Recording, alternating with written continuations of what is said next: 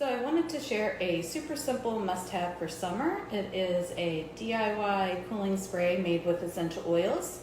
So I just have a spray bottle here that I have distilled water and 1 tablespoon of alcohol-free witch hazel in it. Then I'm going to add in 15 drops of lavender and 10 drops of peppermint.